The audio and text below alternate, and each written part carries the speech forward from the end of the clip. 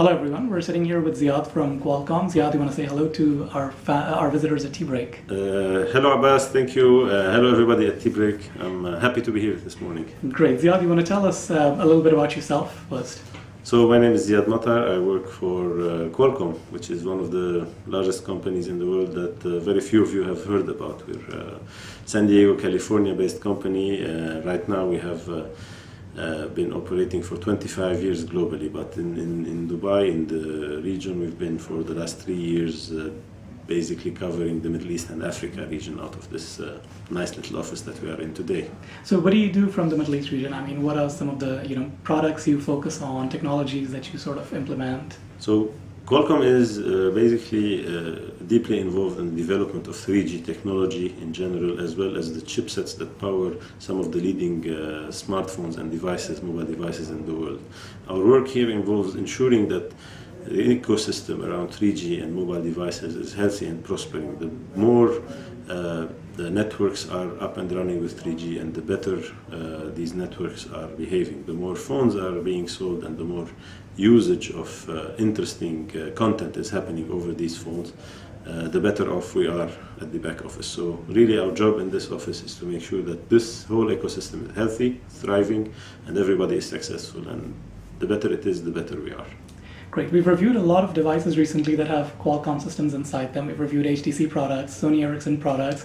Do you want to tell us a little bit about, the Adreno GPUs and the Snapdragon processors that we find inside? So we have a range of chipsets today that end up in some of the most exciting consumer products eventually, whether it is a very basic USB dongle that is used as a 3G modem, which can go up to 42 megabits today if you buy it here in Dubai, as well as MiFi, pocket routers, or even home routers. And this goes all the way up to the leading tablets and most interesting smartphones that are out there. We have basically our Snapdragon range is the high-end part of the chipsets. It usually starts at 1 gigahertz clock speeds and goes up to 1.2 and 1.4, which is available today in the market. And our a major announcement earlier this year was the 2.5 gigahertz quad-core, which will hopefully hit the markets in devices sometimes next year. These devices are today quite available. I think we have around 20 to 25 smartphones today on the market in the UAE that are actually based on Qualcomm chipsets. Most of them are Snapdragon as well.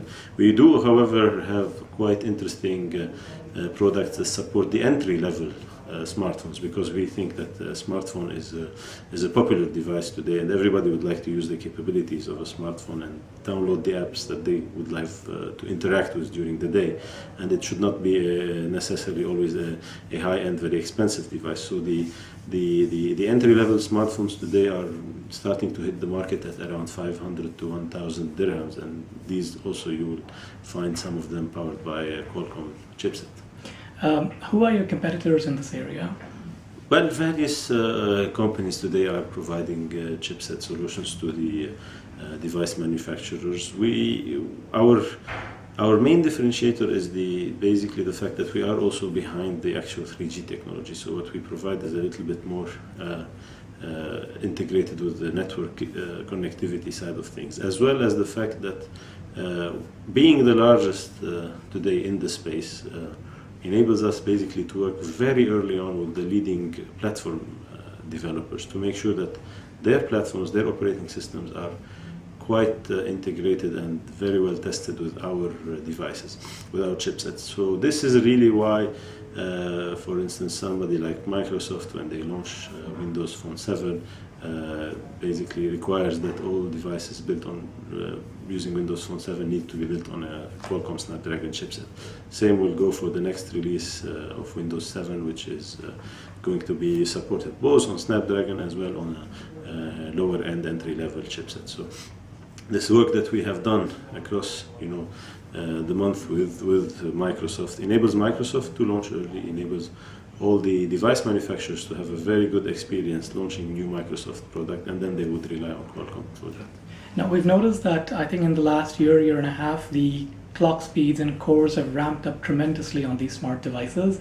I mean, previously we were working with 200, 400 megahertz, and now suddenly we've got gigahertz, 1.2, 1.4. You've mentioned a 2.5 gigahertz quad-core unit coming up sometimes. What is, I mean, are we really utilizing all of that power? And the question is that, you've got desktop CPUs that are quad-core 2.5 gigahertz. So what do you think is the line where these two meet? I mean, when does a mobile device become a desktop, or a desktop has a power to equip a mobile? Well, this year, frankly, is the year when globally, according to statistics that we have seen, more people connected to the fast internet, to the broadband internet via a mobile device than via a fixed device. So already the need for very fast, high-end content is shifting towards mobile devices. In 3 years, we expect that 3 out of 4 people will connect to the mobile broadband via a mobile device versus a fixed line device. And actually the fixed line growth will be kind of a stable growth, but there is an explosion in data connectivity over mobiles. The usage of over the mobile has also skyrocketed because of various aspects, mainly because of all the applications that are available now through the different application stores and marketplaces out there, but also due to the availability of more interesting content that requires better capability, whether it is high definition movies, or it is more music, and also very innovative technologies such as augmented reality, which will require a lot of processing power from a phone or a smartphone, but enable a brilliant experience. And obviously, one of the main drivers of PC power, as well as what we will see now as phones, is going to be gaming. And gaming right now is obviously shifting towards mobile devices. Microsoft also announced support for the next version of Windows for ARM-based CPUs. So what does Qualcomm think of that? And I mean, is that a huge opportunity for you guys, or how do you see that? It has always been a tradition for all the mobile industry to work on ARM-based architecture, whether ourselves and our competitors. And we believe this has enabled actually us to support devices that are today very user-friendly in terms of basically you have a device that is always connected. You don't have, and today with your phone, you don't have to look for the network every time you have to make a phone call. It's always connected to the network. Same for your email and your SMSs. Your phone, you can switch it on and switch it off almost instantaneously. And more interestingly, your phone lasts a full day charge usually, or even 2, even 3 sometimes. But the minimum that you as a consumer will accept is a full day charge. And this has been really due to the fact that us, as well as some of our other colleagues, have been really careful about designing products that sit the minimum amount of battery power to ensure this experience along the day. So Windows moving into that architecture is great news for everybody. It definitely opens up a new market as well for us, and we're very excited about that. Just going into the future, personally, do you see tablets replacing laptops? Well, there will be growth in tablets. We are already seeing, and again, the main difference really between a tablet and a laptop is the mobility aspect. If you think about it, and it could be really a tablet with a soft keyboard or a separate keyboard, but really the mobility part of it is what gives it a certain premium or a convenience that the end user is happy with. And where the future takes us, we don't know, but we are definitely enabling both worlds. Even laptops that need connectivity today are supported by our dongles or our routers. So we're happy to see both segments keep growing healthily. Great. Coming to the data side of things, can you tell us a little bit about what Qualcomm is doing in the LTE segment? So we've supported basically the advancement of 3G for the last 10-15 years now, and this has enabled 3G to be able to provide data speeds today that are quite equivalent actually to what LTE will start providing soon. So with what we have today here in UAE or in Saudi Arabia using 3G, the HSPA plus track is 42 megabits per second, which is quite high speeds, and that will actually evolve to 84 megabits per second in the future if the operators here decide to take that route. In parallel, of course, we have worked tremendously on the development of LTE for the last few years. from a chipset perspective, we have today on the market the first multi-mode chipsets, and we are the only ones who have today been able to provide multi-mode chipsets to enable multi-mode devices, meaning that it's a device that can work on LTE as well as on 3G and GSM traditionally. Because we believe that the operators, when they roll out the LTE, might not necessarily be able to roll it out from day one across the whole geography of a country. So it will be limited initially to particular hotspots, downtowns, very urban or business areas. And with time, it will roll out across the region. So there is a necessity for the end user to be able to use his LTE capability when he's in LTE coverage zone, but also the moment he goes out of that zone, he can easily fall back into a 3G service, which will be quite equivalent in speeds initially and maintain the same experience. You mentioned 42 Mbps and hopefully 84 Mbps on HSPA+. Now, I mean, I know that even though 42 Mbps exists, we've done speed tests in different parts of the country. We don't even get close to that. Yeah. So, I mean, how does that sort of, where do we find this perfect balance of speed and connectivity that, you know, enables you these kind of connections? So the speeds that we are quoting today are basically the theoretical maximum speed that can be achieved if there is one user talking to a cell basically or a base station in ideal circumstances. Obviously this will rarely happen in real life, so the experience will be anywhere, depending on whether you get 21 or 42, anywhere between 3 to 5 megabits up to 8 to 10 megabits per second, which are very good speeds in terms of the experience that the user will get.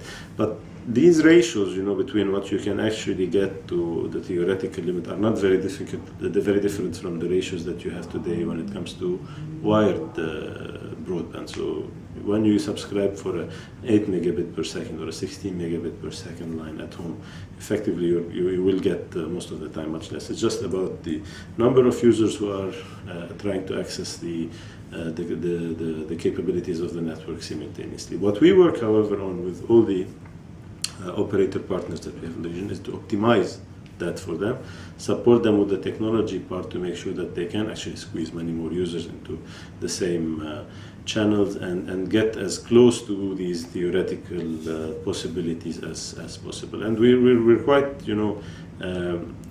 busy right now doing that to several of the operators around the region, and hopefully the consumers are benefiting from these efforts. Considering how fast mobile data has become, do you think fixed lines will be required 5 years into the future? Fixed lines from a data connectivity perspective, we believe will always have a place, because there is always a drive basically for the end user to connect over mobile when he is on the road or outside from his home environment. But the moment you go into a house, you'll probably switch over Wi-Fi or a 3G femtocell basically type of business. So yes, there will always be space for a fixed line connectivity. The two basically access methods will coexist together, and networks will become more and more intelligent in order to enable them to provide the best service for the end user depending on the way he is connected and when he is connected, and also accordingly hopefully give him the best experience at the best price. Great. Well, thank you very much for your time, Ziad. In closing, could you just give us a brief idea of what you think an average user's technology will be in 5 years' time?